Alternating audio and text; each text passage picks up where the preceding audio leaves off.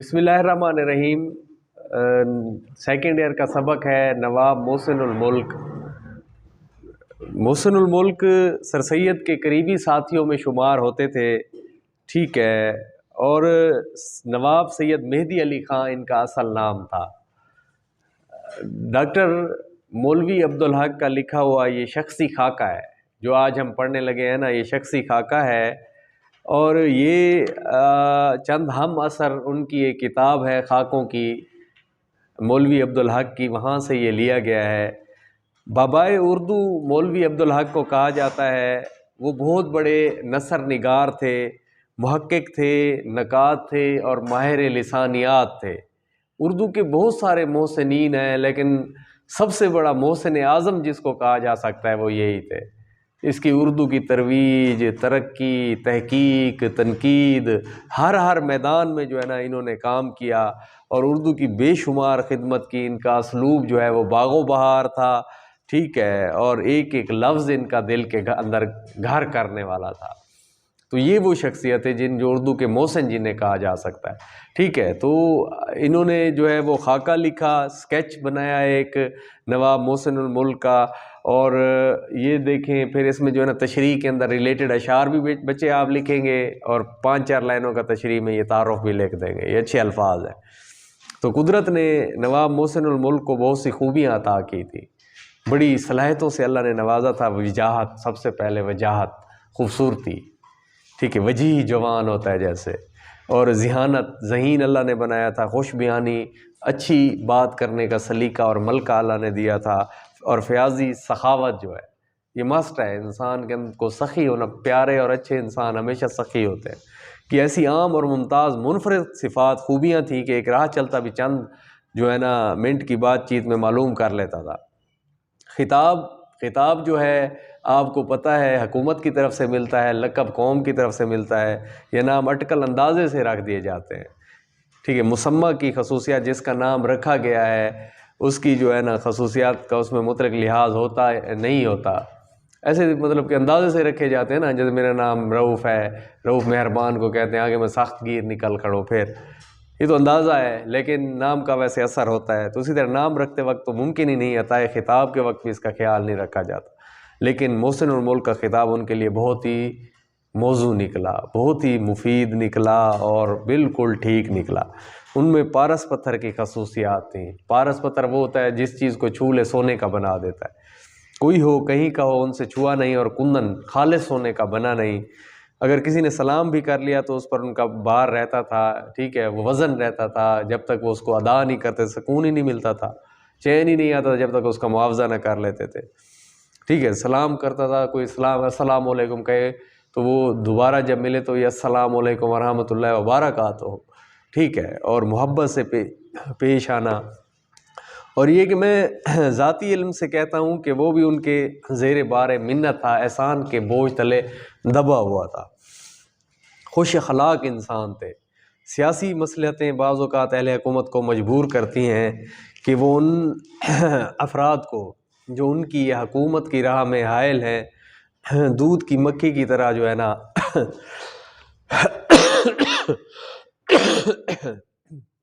نکال کر پھینک دیں۔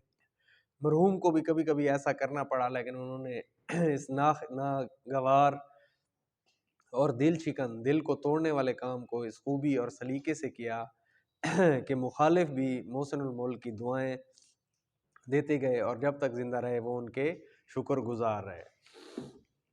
وہ جوہر قابل تھے، وہ ایک نہایت ہی قابل انسان تھے، مگر موقع کی طاق میں رہتے تھے، موقع کے انتظار میں رہتے تھے۔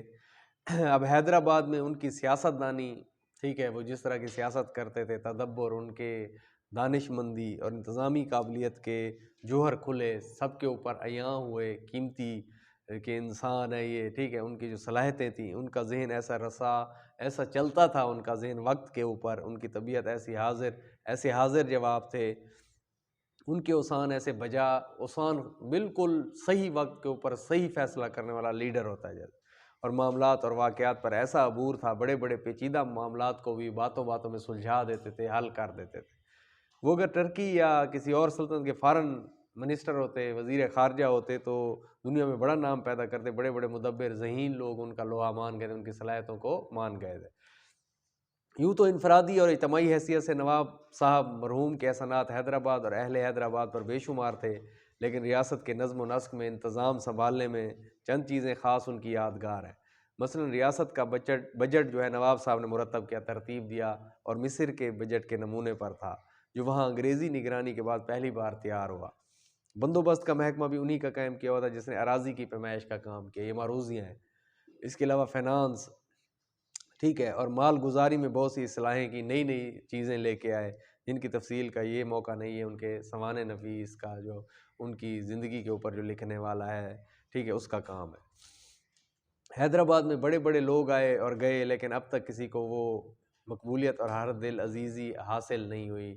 مقبول بھی تھے، دلوں میں رہنے والے بھی تھے، جو نواب محسن الملک کوئی۔ ہمارے ملک میں خوش آمدیوں کی کمی نہیں، ہر بڑے اور صاحب اقتدار آدمی پر اس طرح ٹوٹ کر گرتے ہیں جیسے شہد پر مکھیاں۔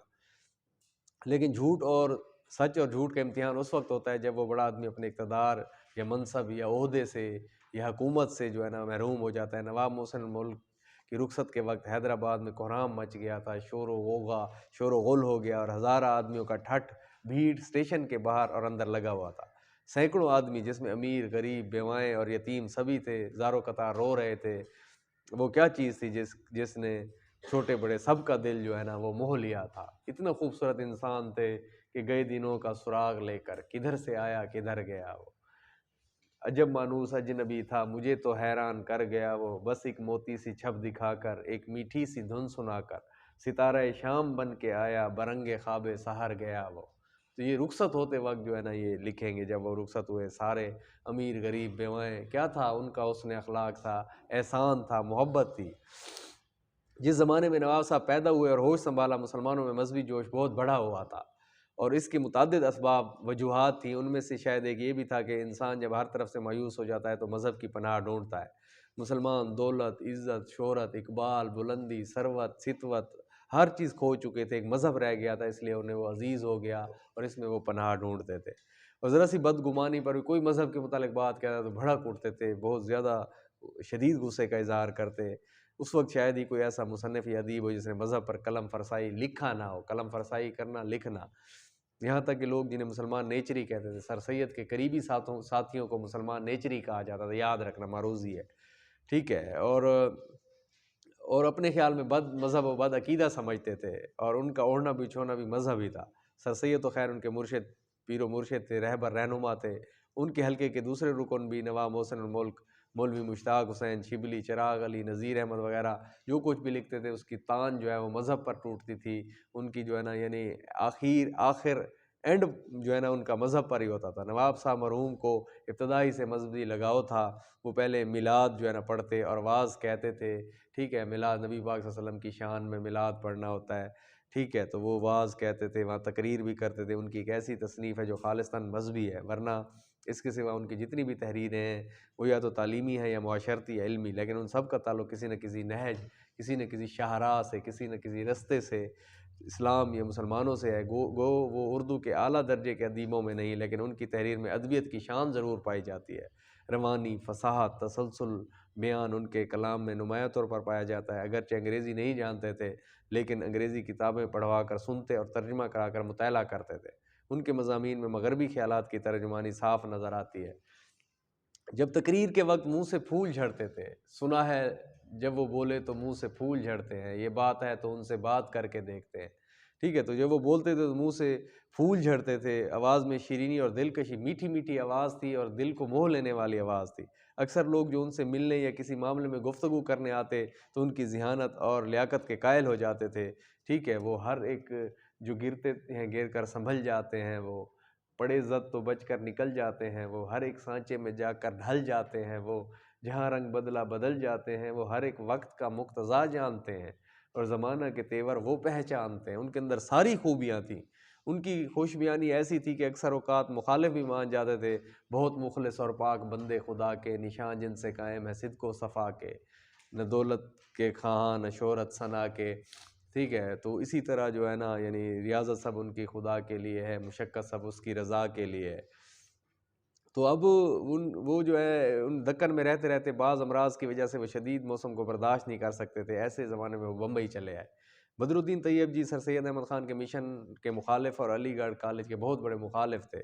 یہ جو ہے نا آل انڈیا جو ایجوکیشنل کانفرنس تھی اس کی صدارت انہوں نے کی تھی، اور ایک دن نواب صاحب نے بدر الدین طیب جی کے سامنے ایسی فصیح ایسی کھول کر بیان کرنے والی درد میں ڈوبی ہوئی تقریر کی، دونوں آپ دیدہ ہو گئے، رونے لگ گئے، اور تھوڑی سی دیر میں ان کے دیرینہ مخالفت کو ہمدردی سے بدل ڈالا، اور ایک گراں قدر بہت مالیت کا بہت پیسے بہت سارا جو ہے نا عطیہ، یعنی بہت سارے پیسے جو ہے نا کالج کے لیے ان سے وصول کر لیے۔ بمبئی میں جب آل انڈیا مسلم ایجوکیشنل کانفرنس کا اجلاس ہوا تو اس کے صدر بدر الدین طیب جی تھے، ٹھیک ہے۔ تو یہ معروضی ہے امپورٹنٹ۔ بڑے بڑے جلسوں میں جب معاملہ بگڑنے لگتا اور یہ اندیشہ پیدا ہوتا کہ کہیں جلسہ جو ہے درہم برہم نہ ہو جائے، خراب نہ ہو جائے، ختم نہ ہو جائے، تو اس وقت نواب صاحب کی خوش بیانی، فصاحت اور ظرافت، میٹھی میٹھی باتیں، ہنسنے ہنسانے والی جادو کا کام کرتے تھے، منغص غیظ و غضب میں، ٹھیک ہے، جو غصے والے چہرے اور مقدر افسردہ چہرے بشاش اور شگفتہ ہو جاتے تھے، کھلے ہوئے چہرے بن جاتے تھے۔ ان کی باتوں اور تقریروں میں ظرافت کی چاشنی بڑا مزہ دیتی تھی۔ جو بھی گفتگو اچھی کرنے والا ہوتا ہے تھوڑی تھوڑی ہنسی مذاق کی باتیں کرتا ہے، باتوں میں ظرافت کبھی کبھی شوخی کی حد تک بھی پہنچ جاتی تھی۔ دوسروں سے کام لینے کا انہیں بڑا اچھا سلیقہ آتا تھا، وہ کچھ ایسے جو ہے نا مہر انگیز طریقے سے، محبت بھرے طریقے سے کہتے تھے، اس طرح ہمت افزائی کرتے تھے، لوگ خوشی خوشی ان کا کام کرتے تھے، یہ اخلاق تھا اچھا، ٹھیک ہے۔ اپنے ماتحتوں ملازموں کے ساتھ ان کا سلوک ایسا تھا کہ وہ ان کی تعمیل جو ہے نا دل جان سے، تندہی سے، جان دے کر بھی وہ کرتے تھے، شوق سے کرتے تھے، وہ وقت پر کام کرتے، جان لڑا دیتے تھے، ان سے اتنی محبت کرتے تھے۔ آدمی کے پہچاننے میں انہیں خاص ملکہ تھا، خوبی تھی، تھوڑی سی ملاقات اور بات چیت میں آدمی کو پوری طرح بھانپ جان لیتے تھے۔ ان کے ملنے والے برے اور بھلے ہر قسم کے آدمی تھے، دنیا نیکوں کے لیے نہیں ہے، اس میں بدوں کا بھی، برے لوگوں کا بھی حصہ ہے، اور دنیا کی شاید زیادہ رونق ہے، گناہ گار لوگ زیادہ ہیں، لیکن وہ دونوں سے کام لیتے تھے۔ نواب صاحب کو مطالعے کا بہت شوق تھا، اخبارات اردو عربی فارسی برابر وہ پڑھتے رہتے تھے، ٹھیک ہے، اور اخبارات اور مضامین بھی پڑھوا کر سنتے تھے۔ وہ انگریزی کی ایسی کتابیں جو ان کے مزاج کی ہوتی تھیں ان کا ترجمہ کرا کے پڑھتے اور بحث کرتے۔ ان کے کتب خانے میں فارسی عربی اور انگریزی کی اعلیٰ درجے کی کتابیں موجود تھیں۔ سر سید کی وفات کے قریب کے زمانے میں اردو کی مخالفت کا آغاز ہو گیا، اور سر سید کی حالت اس وقت جو ہے نا نازک ہو گئی، اور اس جواں ہمت بوڑھے نے اس کے متعلق لکھا پڑھی شروع کر دی۔